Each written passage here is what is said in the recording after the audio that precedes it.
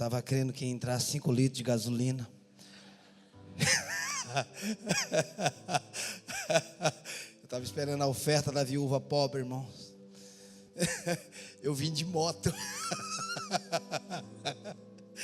Orando, pilotando e dizendo: Deus, multiplica. Glória a Deus, Deus é bom, amém?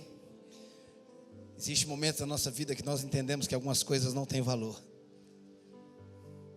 Por exemplo, não importa se você tem dinheiro, não tem gasolina para comprar, seu dinheiro não tem valor. Dá para você entender isso? Às vezes você não compra gasolina porque você não tem dinheiro, e às vezes você tem dinheiro, mas não tem gasolina. Deus às vezes faz isso com a gente, o que a gente tem não tem valor. E aí Ele coloca a gente no canto da parede dizendo: agora você precisa aprender a depender de mim. Entendeu isso? Deus, Ele é soberano, irmãos. Ele sempre está no governo. O diabo é autônomo. Ele tem autonomia, mas ele não tem soberania. Você está entendendo? Ele tem autonomia, mas Deus é soberano. Isso significa o seguinte: não importa o que o diabo faça, Deus está no controle de todas as coisas. Ele reina sobre todas as coisas. E essa é a nossa diferença de servirmos um Deus que tem coisas que Deus não faz. É o diabo que faz. Mas Deus chega e pega o que o diabo fez e transforma no milagre. Amém? A igreja, às vezes, na verdade, o pastor que estava falando agora falou sobre a questão de metanoia. A metanoia é arrependimento, mudança de mentalidade, metanoia. A igreja se arrepende muito, mas ela não se arrepende o suficiente para mudar a maneira de pensar. Então nós precisamos nos arrependermos ao ponto que tenhamos uma vida diferente, um estilo de vida diferente.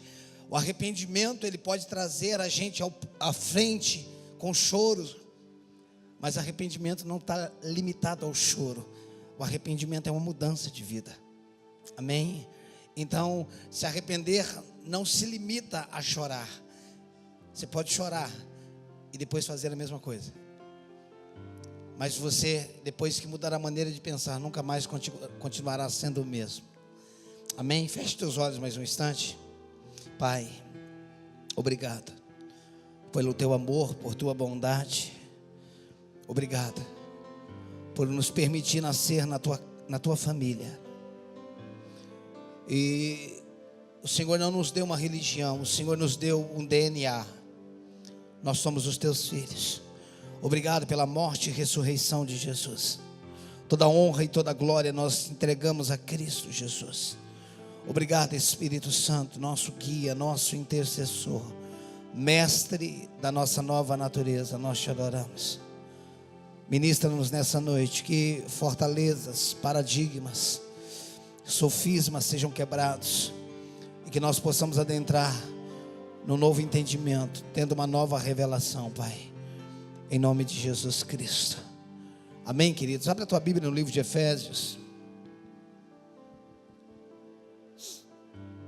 Efésios capítulo 1.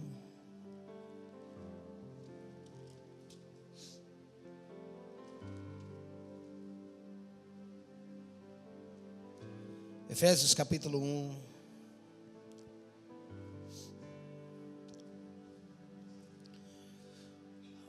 A igreja, no contexto geral, ela tem deixado de crer, muitas vezes, naquilo que Cristo nos deu, muitas vezes por não saber possuir. Às vezes deixamos de crer em algo que Deus já nos deu, mas como não sabemos como possuir, nós acabamos abrindo mão daquilo que Ele nos deu. Existem coisas que nós não devemos falar a Deus, porque Deus falou a nós, e o que Deus falou a nós, nós não devemos falar para Ele. Deus diz: eu te curei, e você diz: Deus me cura. E você diz: Deus me cura. Ele diz: eu te curei. Então não adianta você pedir cura para Deus. Deus já deu cura a você. Pastor, então como é que eu faço para orar para alguém que está doente? Pai, obrigado, porque na cruz do Calvário Jesus levou toda a doença. Então eu estou na tua presença não para te pedir cura, mas te agradecer pela cura que o Senhor nos deu. Agora, diabo, eu quero falar com você uma coisa. Eu ordeno que toda doença saia. Você está entendendo? Adentrai na presença do Senhor com ações de graça. Eu não peço cura para Ele, porque eu não posso pedir para Ele me dar o que Ele me deu. Eu agradeço pelo que Ele fez, e eu ordeno ao diabo. Dá para você entender isso? Essa é a diferença. Porque quando nós pedimos a Deus o que Ele já nos deu, é uma oração que nunca será respondida. Amém? Tem gente fazendo campanha para receber o que Deus já deu. Só faz campanha quem não foi eleito, irmãos. E a Bíblia diz que Deus nos elegeu nele. Entendeu? Quem já foi eleito não precisa fazer campanha. Você já viu o político que foi eleito fazer campanha? Não? Ele já foi eleito, mas você não faz campanha. Deus já te elegeu nele antes da fundação do mundo. Eu preciso entender o meu lugar. Eu preciso mudar a minha maneira de pensar. A minha maneira de pensar vai gerar em mim um comportamento diferente. Um comportamento repetido vai gerar em mim um hábito. E um hábito contínuo vai gerar em mim um caráter. E caráter define quem eu sou. Amém?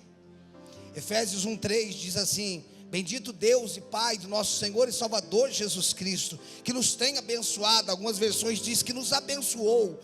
Está sempre no presente ou no passado, nunca no futuro. Que tem nos abençoado ou que nos abençoou com toda sorte de bênção nas regiões celestiais em Cristo.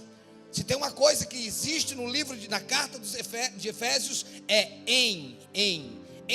No português é preposição primária, conotação de lugar, em Cristo. Existe muitos em Cristo. Eu estou em Cristo. Eu não estou com Cristo.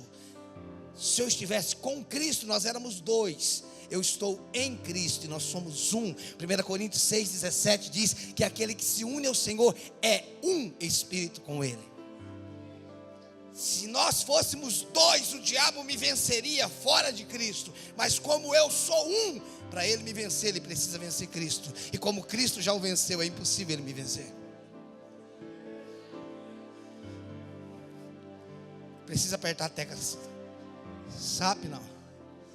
Escute, se eu estivesse com, nós seríamos dois. Mas como eu estou em, nós somos um só. É por isso que quando Deus olha para você, Ele não vê você, Ele vê Cristo. E quando Ele olha para Cristo, Ele vê você. E quando Ele olha para você, Ele vê Cristo. E quando Ele olha para Cristo, Ele vê você. Por isso que nós fomos aperfeiçoados, por causa dele. Só essas duas coisas não dava para a gente levantar e ir embora. Você está entendendo?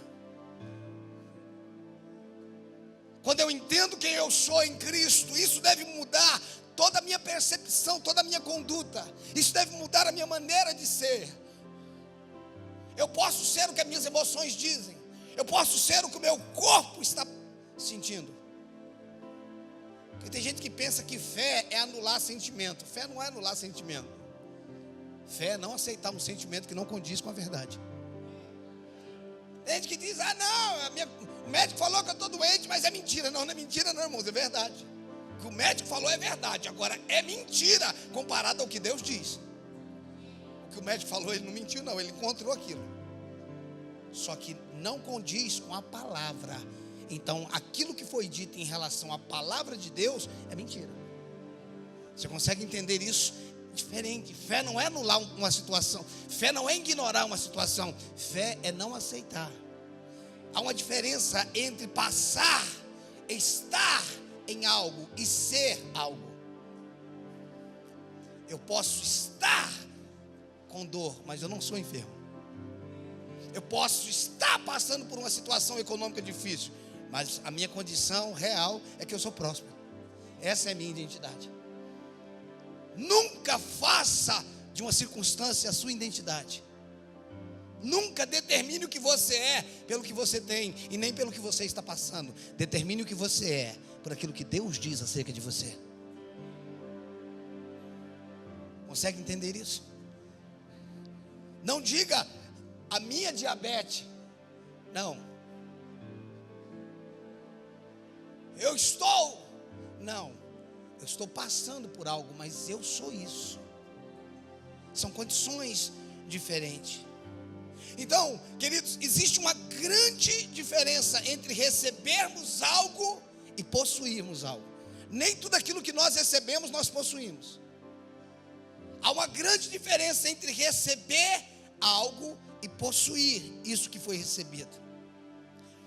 Não existe nada que o homem tenha perdido devido ao pecado que Jesus não tenha restituído através da sua morte e ressurreição. Não existe nada que o homem perdeu através do pecado que Cristo não tenha restabelecido na cruz do Calvário. Aonde abundou o pecado, superabundou a graça. Tem uma versão que diz: aonde frutificou o pecado, multiplicou a graça. Por quê? Porque o que Deus faz sempre vai ser mais do que o que o diabo fez. A Bíblia diz no Antigo Testamento que a maldição vai até onde? Quando? A terceira e quarta geração, mas a bênção do Senhor alcança 1000 gerações. Dá para você entender que Deus está a quilômetros de distância do diabo? Não consegue nem encontrar o diabo no retrovisor. Há uma diferença isso. O diabo pode ir até 3 gerações, ou podia ir no passado, 3, 4, mas Deus vai até 1000. Essa é a diferença. Existe verdade acerca de nós no mundo espiritual que não são verdade para nós no mundo físico. Existem verdades acerca de nós no mundo espiritual que ainda não é verdade para nós no mundo físico. Quantos sabem que Isaías 53 diz que ele levou as nossas enfermidades? 1 Pedro capítulo 2 diz que pela sua chaga nós fomos sarados. Salmos diz. Amém? Você crê nisso? Está na Bíblia isso ou estou inventando? Na Bíblia. Você crê que a Bíblia é a palavra de Deus? Ela é verdade? A Bíblia não contém verdade. A Bíblia é verdade. Tem teólogos dizendo que a Bíblia contém verdade. Não, ela não contém. Ela é a verdade. Então você crê comigo que o que está na Bíblia é verdade? Agora deixa eu te perguntar. Sabendo de Isaías 53, de Salmos, de 1 Pedro, quantos de nós vivemos em cura? Nós acabamos de falar que cremos na Bíblia. A Bíblia diz que nós somos curados, que Ele tomou as nossas enfermidades. Quantos de nós temos vivido isso? Mas o fato de nós não estarmos vivendo isso anula a verdade? Não. Então existe verdade acerca de nós no mundo espiritual que ainda não é a nossa verdade no mundo físico. Mas isso não deixa de ser verdade. O que eu tenho que fazer? Eu tenho que perseguir essa verdade até que ela se torne a minha verdade. Você está entendendo isso? Perseguir uma verdade até que ela se torne a minha verdade. E o que é perseguir uma verdade? Se você precisa tomar um remédio, toma dizendo: eu estou te tomando por enquanto, mas eu sou curado. Se você lê o testemunho, eu não lembro o nome do homem, também se lembrasse não ia conseguir falar. O fundador da Vineyard, não sei quantos já viu. Eu não vou conseguir, eu falei que eu não ia saber falar, então é melhor falar que é o fundador do Vineyard. Quando Deus fala para um homem, ele já era um homem de sucesso. Quando Deus fala para ele: eu quero que você ministre sobre cura. Porque antes ele estava dando aula sobre cura numa escola, alguma coisa assim, né? Ele estava dando aula sobre cura quando um aluno, eu gosto desses alunos, tipo Pedro, cara. Tem gente, para aluno ruim qualquer professor serve, mas para aluno bom, ele arranca do professor. Existe igreja que a gente vai pregar, irmãos, a gente prega o que a gente quer, entre aspas. Mas existe igreja que a gente vai pregar que o povo arranca a mensagem da gente. Você está entendendo? Eu prefiro pregar em lugar assim, que mesmo quando você não quer pregar, o povo arranca dentro de você. E o aluno perguntou para esse cara: professor, isso que o senhor está ensinando já faz algumas aulas, quando é que nós vamos viver isso? Cura. Na hora que o aluno perguntou isso, ele reconheceu dentro dele que ele não cria no que ele estava ensinando. E ele disse: menino, isso não é para ser vivido não, isso é doutrina teológica. Você sabe qual é a falência da teologia? É tentar explicar Deus. Nunca tente explicar Deus, Ele é inexplicável. Ele é imprevisível. Ele é imprevisível. Você pensa que ele vem para cá, ele vem por aqui. Não dá para explicar ele. Sabe por que não dá? Porque você tem limite, ele não tem limite. Você tem começo, ele não tem começo. Antes de tudo ele já era, e depois de tudo ele vai continuar sendo. Deus é impossível, irmãos. E o impossível não se explica. E às vezes ele dá umas tiradas na Bíblia para deixar a gente mais complexado ainda. Quando ele diz de eternidade a eternidade eu sou Deus, você não conhece mais do que uma eternidade. E ele diz, eu já ultrapassei ela. E aí se você tentar explicar isso, você fica doido. Porque a Bíblia não é para ser explicada. Deus não é para ser explicado. Deus é para ser experimentado. Deus é para ser revelado. A Bíblia não explica Deus, ela revela Deus. Se você tentar fazer o Deus do jeito que está na Bíblia, você cria um monstro. Tem olho na asa, tem não sei o quê, tem não sei o quê. Quando você terminar, você fez um bicho papão. E aí, depois que esse aluno faz isso, Deus fala para esse pregador, eu quero que você comece a ministrar na igreja sobre cura.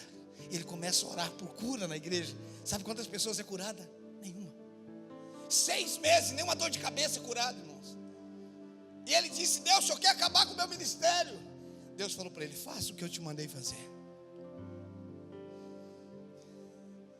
Existem situações que desafiam a nossa fé, irmãos.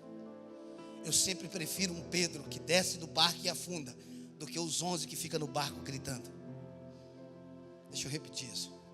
Eu prefiro um Pedro que tem coragem de descer do barco e afundar, do que os 11 que ficam no barco gritando. Eu prefiro gente que erra tentando acertar, do que gente que já é um erro por nunca tentar nada. Eu vou errar muito, irmãos, mas eu vou fazer muito. Tem coisa que eu preguei e agora eu estou despregando, irmãos. E tem coisa que eu estou pregando que eu vou despregar lá na frente. Mas eu vou pregar.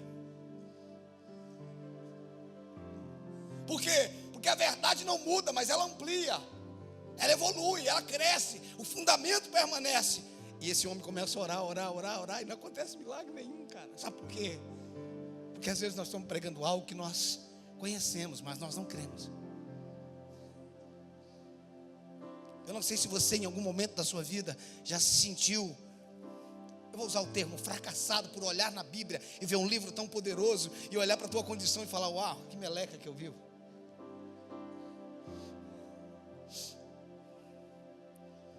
Como se a Bíblia tivesse uma data de validade.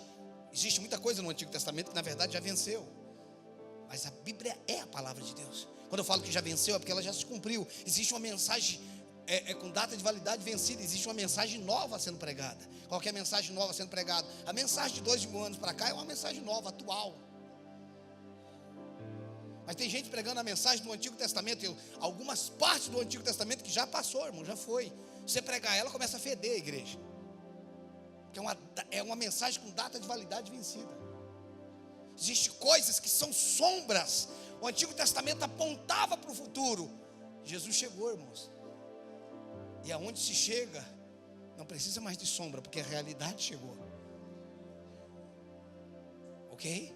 Esse cara começa a pregar, orar, e não acontece nada, irmãos. Eu já contei essa história aqui, mas eu estou contando porque ela cabe dentro desse entendimento. Se eu não me engano, eu contei essa história. Depois de 1 ano que esse cara está orando, sem ninguém ser curado, nem de dor de cabeça. Alguém liga para ele uma segunda-feira de manhã e fala para ele, pastor, corre para cá, porque a minha mulher está doente. Eu arrumei um emprego, preciso começar a trabalhar hoje. Se eu não for, eu perco o emprego. E a minha esposa está de cama. Ele fala, estou correndo para ir. Ele entra no carro, e dentro do carro, dirigindo para a casa do casal, ele diz, Deus, como é que eu vou explicar para eles que nem sempre são curados, sei o quê. Ele estava criando uma doutrina para aquilo que ele já sabia que não ia acontecer. Parece esquisito, mas quantas vezes nós já fazemos isso? Quantas vezes nós oramos e dizemos, porque Deus não quis curar? Onde é que está na Bíblia isso? E fomos orar e Deus não quis curar. Onde é que está esse versículo? Em Heresias, capítulo 7, versículo 35. Não está na Bíblia, porque não tem como. Às vezes a gente canta, se Deus fizer, Ele é Deus, se não fizer. Eu estava pregando na igreja e eles cantaram isso. Quando terminou o culto, eu perguntei para o pastor, como é que faz para Deus não fazer o que Ele já fez? Então, se Deus curar, Ele é Deus. Se não curar, irmãos, não tem como Ele não curar se Ele já curou. Essa é uma verdade, viva eu, ela ou não. Nunca justifique, irmãos, algo que você não alcançou. Reconheça, eu não dei conta ainda, mas que essa verdade é. Eu ainda não cheguei lá. Porque uma verdade nunca vai se tornar uma mentira, mas uma mentira pode se tornar uma verdade. A verdade é a palavra de Deus, ela nunca vai se tornar uma mentira. Mas quando você mente, muitas vezes para você mesmo, ela acaba se tornando a sua verdade. E quando esse cara chega na casa do casal, ele abre a porta, que ele vai entrar no quarto da mulher. A mulher está acabada na cama. E aí a mulher está aqui. Ele está falando para o marido da mulher: olha, nós vamos orar, mas nem sempre Deus cura. Então, eu quero logo te dizer, porque ele já, dentro dele, já fazia um ano que ele estava orando para gente doente, ninguém era curado. E na hora que ele estava tentando explicar para o marido, já dando uma justificativa daquilo que ele sabia que não ia acontecer, o marido da mulher faz assim para ele. E aí ele está aqui, quando ele olha para trás, a mulher tinha levantado e estava arrumando a cama. E ele olha para a mulher e diz: o que foi que aconteceu? Ela disse: desde o momento que você entrou num quarto, eu fui curada. Ele colocou a barriga para dentro, o peito para fora. Falou: então. Entrou dentro do carro, pegou o telefone, ligou para a esposa e falou: funciona. Ele não sabia explicar como, porque ele não chegou nem a orar. Acho que Deus já fez, sabe por quê? Sua oração você não crê mesmo, deixa eu fazer sem a sua oração. E aí ele disse uma frase que eu nunca mais vou esquecer. Ele disse: o problema nunca está do lado de lá, sempre está do lado de cá. O que não funciona, o problema não está em Deus, o problema está em nós. Para mim, esse cara que teve coragem de ficar orando durante um ano, sem ter acontecido nada, para mim ele perseguiu uma verdade. E hoje, irmão, se você ouvir ele contando os milagres que acontecem, porque uma verdade perseguida acaba se tornando uma verdade capturada. Uma verdade perseguida, uma hora será a sua verdade capturada. E quando ela se tornar a sua verdade capturada, não tem mais mentira que anule essa verdade. A Bíblia diz: seja Deus verdadeiro e mentiroso todo homem.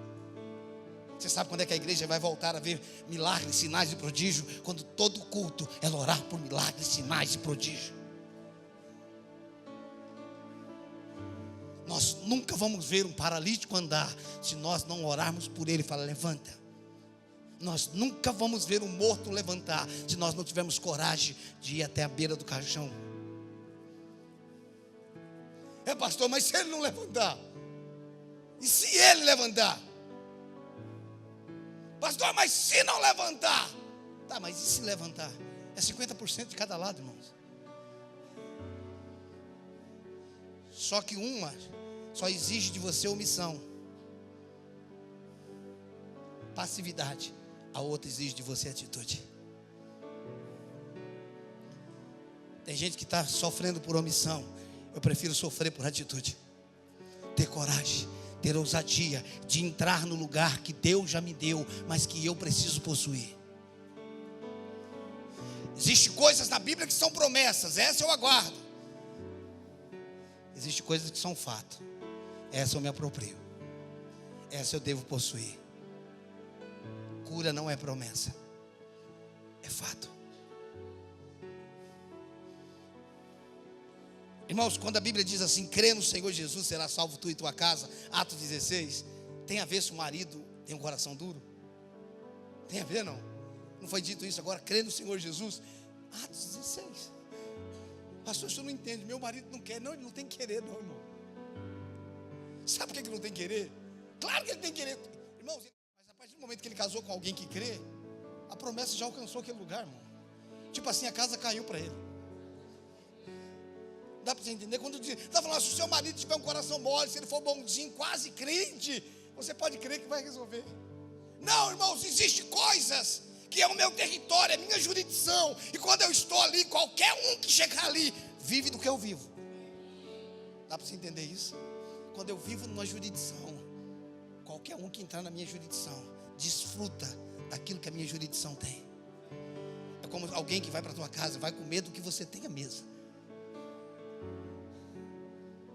Você consegue entender isso? Irmão, se alguém quiser ir para o inferno morando na tua casa, vai ter que sair da tua casa e morar em outro lugar. Porque na tua casa existe uma promessa de salvação.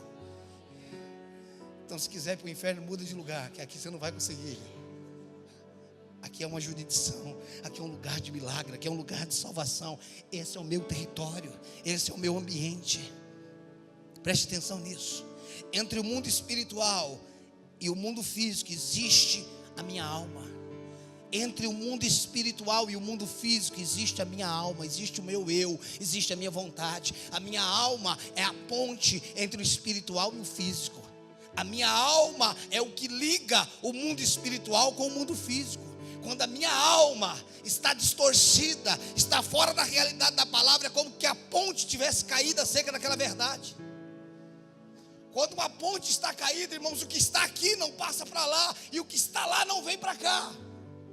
A Bíblia diz: a lei do Senhor é perfeita, em Salmos, e restaura a alma. A palavra de Deus conserta a nossa alma. Ela conserta a ponte. Quando Deus criou a nossa alma, Ele criou para que ela fosse a ponte entre o espiritual e o físico. O que é que eu quero dizer com isso? Eu quero dizer que muitas vezes nós estamos a um pensamento do que Deus tem para nós.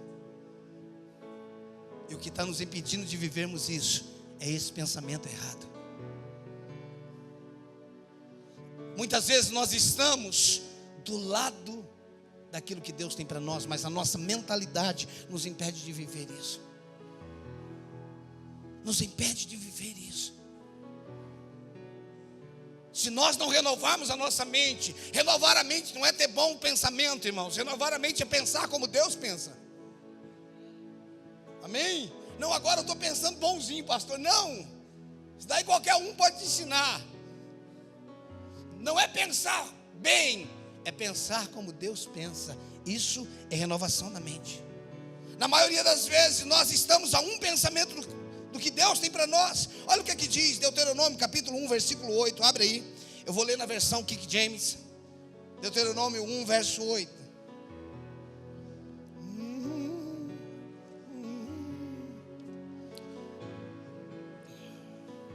Deuteronômio 1, 8. Eu vou ler numa versão um pouco diferente, King James. Acharam? Diz assim: eis, portanto, a terra que eu vos... No King James diz assim, que eu vos dei. Sabe o que ele estava dizendo para o povo? A terra já é de vocês. Entrai para possuir. Presta atenção, Deus está falando: eu dei a terra, agora vocês precisam possuir o que eu te dei. Existem coisas que Deus nos deu, mas nós precisamos possuir. É como se Deus tivesse dado a escritura para o pessoal que tinha saído do Egito, dizendo: é de vocês, agora entre e possua. Entrai para possuir a terra que o Senhor, sob juramento, prometera dar aos vossos pais, Abraão, Isaque e Jacó, e depois deles, a sua descendência. Ele tinha dado. Eu penso, queridos, que a mentalidade daquele povo era o seguinte: Deus está falando que vai nos dar uma terra. Quando a gente chegar lá, vai ter anjo preparando a terra para nós. Quando a gente chegar lá, vai ter os anjos aplaudindo a gente, entrando, dizendo: seja bem-vindo à terra de vocês. A gente já fez aqui um mapeamento. Aqui não precisa ter movimento sem terra. Vai um para cá, outro para lá. Está tudo resolvido. Não, quando eles chegam lá, eles têm o quê? Eles têm a escritura, mas ainda precisa possuir. E eles dizem: nossa, Deus, tem gigante. Deus diz: mas é de vocês. Deus, mas tem problema para resolver. Deus diz: sim, mas é de vocês. Tem gente pensando, irmãos, que Deus deu e tá, não, é seu, possua. Agora eu preciso entender que o Deus que me deu me dá condição para possuí-la. O Deus que me deu me dá condições. Deus falou assim, eles falaram: mas tem gigante. Josué, que já tinha entendido, e Caleb disse: a gente come esses caras com pão. A gente vai comer esses caras com pão. Mas eles olhavam e diziam assim: nós nos víamos como gafanhoto aos seus próprios olhos e aos nossos olhos também. A visão que você tem acerca de você te impede de entrar naquilo que Deus tem para você. Deixa eu repetir isso. A visão que você tem acerca de você te impede ou te possibilita entrar naquilo que Deus tem para você. Às vezes nós temos uma visão errada acerca de nós. E por nós termos uma visão errada acerca de nós, nós não conseguimos entrar. no que Deus tem para nós. Deus tinha dado a terra para eles, mas eles não conseguiram possuir. Existem coisas que Deus nos deu através da cruz do Calvário e que nós não conseguimos possuir, e que a igreja muitas vezes não vai possuir. A nova vida que recebemos em Cristo Jesus através do novo nascimento é uma vida plena, mas que precisa ser desenvolvida. A vida que nós recebemos em Cristo Jesus é uma vida plena, mas que precisa ser desenvolvida. Você sabe que a palavra plena também vem de santidade, né? Quem é santo é pleno. O que é ser pleno? Não tem falta de nada. Por isso que Deus é santo, irmãos. Ele não tem falta de nada. Ele é completo. Quando você para de ter falta de qualquer coisa, porque você está resolvido interiormente, você está vivendo a verdadeira santidade. Santidade não tem a ver com o que eu parei de fazer e o que eu comecei a fazer. Isso pode ser um manual de conduta. Irmãos, às vezes a gente pensa que santidade é parar de beber, de drogar, de se prostituir. Isso pode estar dentro da santidade, mas isso não define santidade. A gente está definindo de milagre aquilo que os alcoólicos anônimos estão conseguindo fazer, irmãos. Sim ou não? Os alcoólicos anônimos não têm conseguido libertar muita gente do álcool. E às vezes nós estamos definindo santidade disso daí, irmãos. Não. Santidade, irmãos, não é o que eu comecei a fazer certo. Santidade foi a nova vida que eu comecei a viver. E agora essa nova vida, irmãos, não é a força que eu faço para não fazer o que é errado. É que eu não consigo mais fazer o que é errado. Você consegue entender? O que te habilita não é o que você está fazendo de certo. E o que te reprova não é o que você está fazendo de errado. Porque o que você está fazendo de certo deve ser reflexo do que você é, e não do que você vai ser. Então as nossas ações não é para revelar o que nós seremos, é para revelarmos o que nós somos. Tem gente orando para ser espiritual, mas tem gente que já entendeu que quem é espiritual ora. Eu estou orando, pastor, para mim ser espiritual. Não, irmãos, quem é espiritual ora. Tem gente dizimando para ser próximo, mas tem gente que é próximo e já dizima. Porque quem não reconhece o que tem, precisa dar para receber. Mas quem reconhece o que recebeu, já entrega. Porque foi abençoado, não porque vai ser. Você está dando para receber ou porque recebeu?